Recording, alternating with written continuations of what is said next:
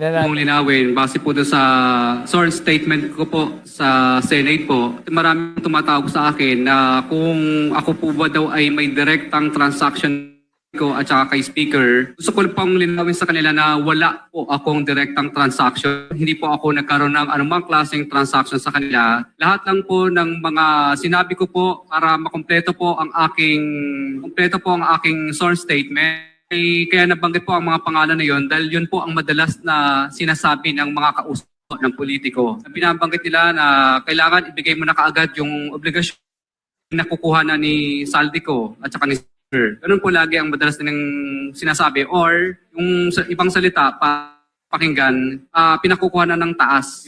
So marami pong pagkakataon sa mga nabanggit ko na madalas po nilang gamitin ang pangalan po ni Saldico at saka ni Speaker. Kaya po, ako ay parting din kay Speaker po at saka kay Saldico na baka po nagagamit lang po ito ang inyo pong pangalan para makakuha o ano pong maklaseng bagay. Pero wala po akong direct na unawa or capacity na masabi na talagang kay Speaker punta yon o kay Saldico. Kundi yun lang po ang nabanggit ng mga politikong nakakausap ko.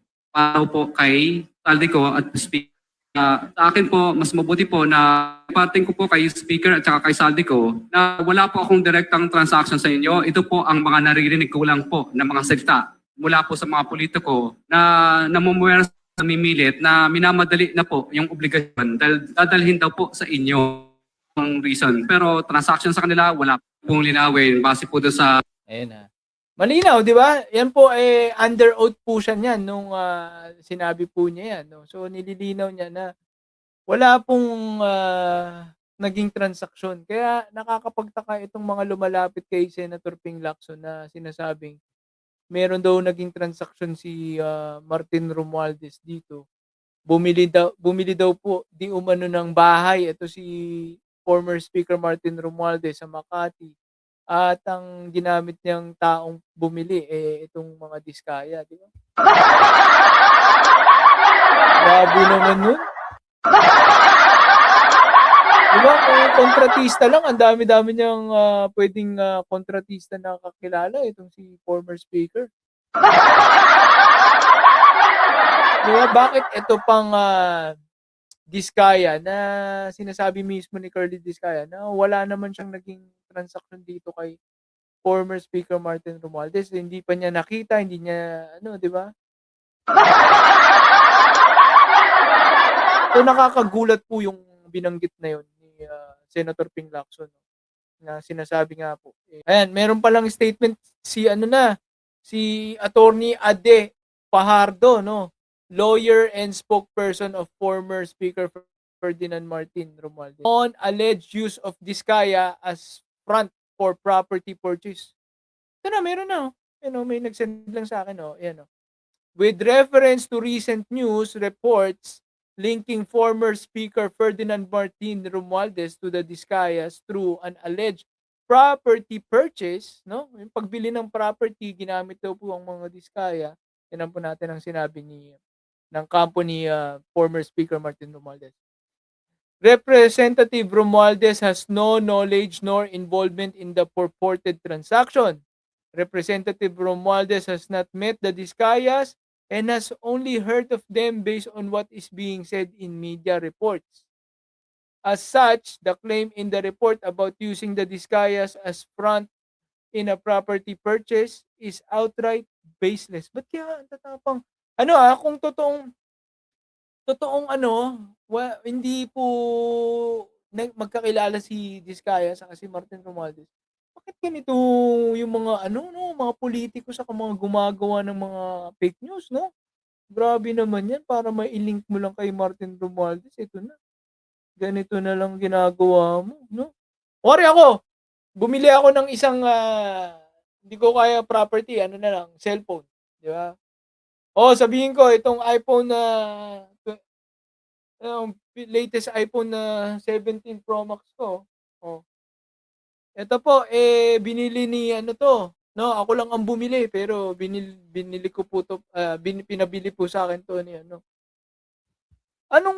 paano ko mapapatunayan na close kami noon, 'di ba? Nung taong 'yan, may picture ba kami, 'di ba? Yan dapat eh. Hindi pwedeng sabi-sabi lang eh. Di ba? Meron ba kaming usapan sa chat? Di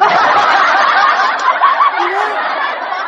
Pag sinabi kong bumili ako ng isang cellphone tapos pinabili sa akin. Dapat may patunay ako doon, di ba?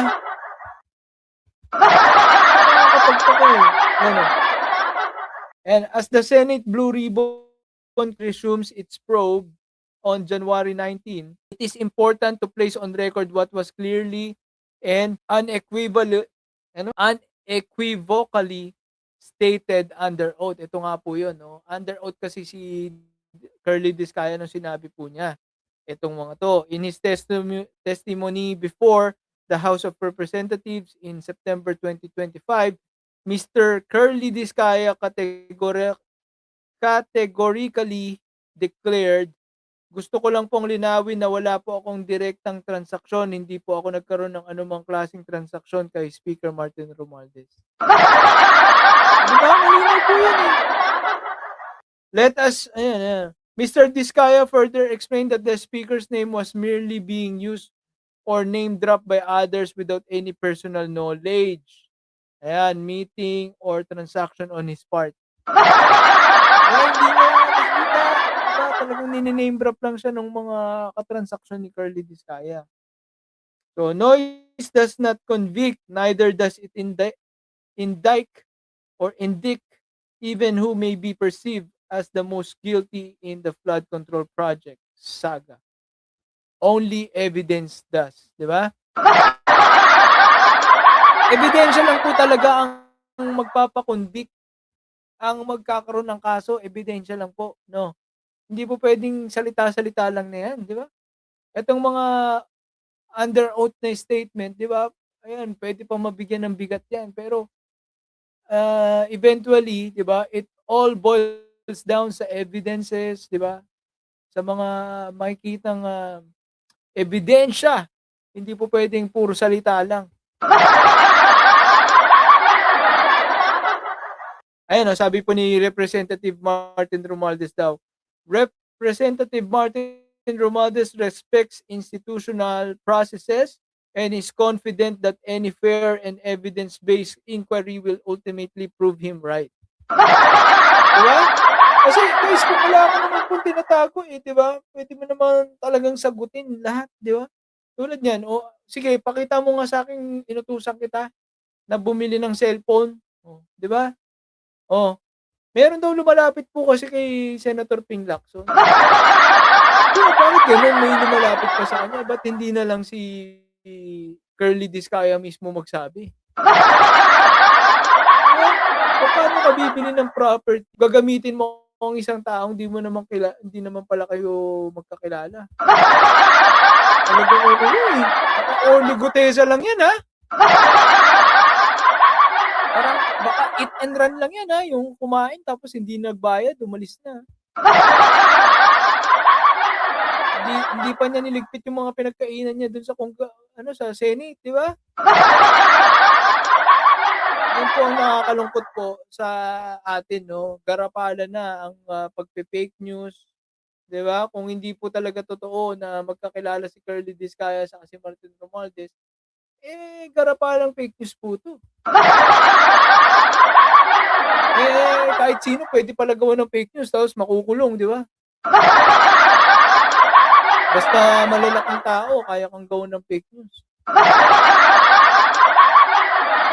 Ganyan po dapat yung perjury na tinatawag po o kaya yung malicious, ano ba tawag doon? Malicious persecution, yung gawa-gawa lang ng mga kaso. Dapat malaki-laking multa yan hindi po yan basta-basta dapat. Kasi ginagamit ng mga halang ang kaluluwa. Halang ang bituka. Diba? Ayun. So, yan po, no?